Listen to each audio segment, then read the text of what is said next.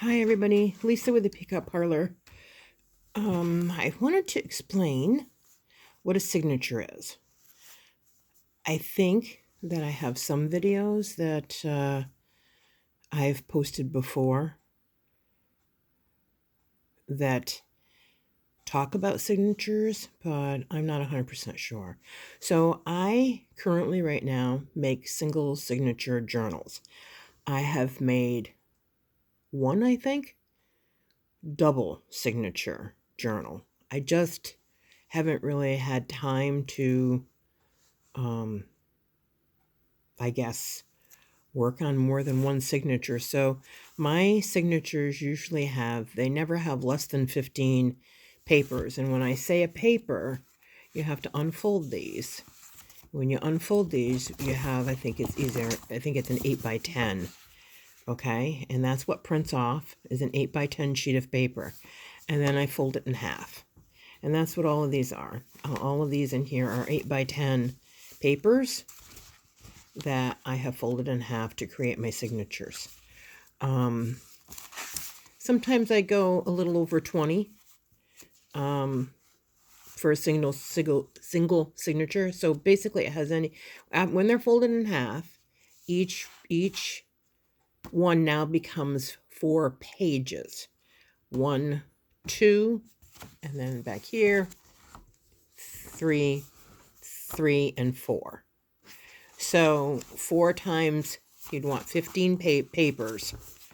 4 times 15 is 60. That ends up with 60 pages. So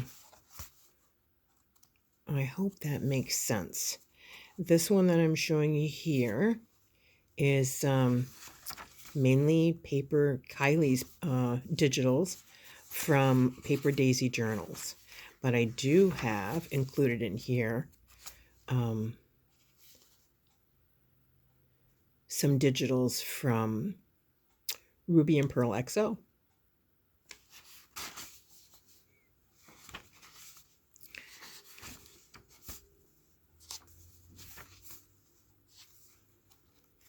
And like I said, it's one paper folded in half. Now, in some of my signatures, I'll show you in a bit.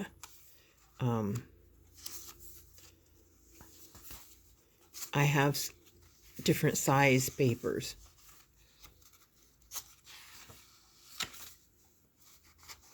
This one here is from Amity Bloom.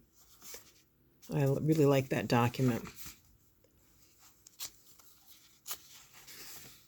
So I hope that makes sense. So then this for me would be one signature for my single, I don't know why I'm having trouble with that word, single signature journal. Some people will divide it up and they will do 3 signatures and they'll have five papers in each of their signatures, which I really want to try that. So anyway, that's one signature. And then here's another signature that I was working on. And as you can see, these are the 8 by 10 papers. These are Ruby, the top one is Ruby and Pearl, and then these are chapter 1. And this is Kylie's Paper Daisy journals. And this one is Tanya Samuels. But you can see this is a different size. This is a little smaller. And then there's Rachel from Roxy Creations. Back to chapter 1.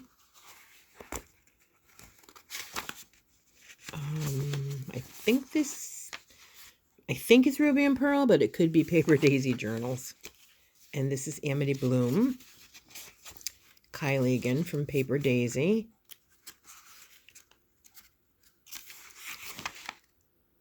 Chapter 1. Which I think these would go lovely with the video that I did before about Roxy's garden botanicals, or her botanicals. I think these would also make good pages in between. And then this is more Tanya Samuels. More Tanya. This is an Amity Bloom. And this is a chapter 1 paper. It's one of their newer digitals. And I love the inside paper here. Very pretty. So anyway, basically they're all folded in half. And there you have a signature. And then you want to take them and you're going to put them inside of, your covers. And I have another video for covers that I've made.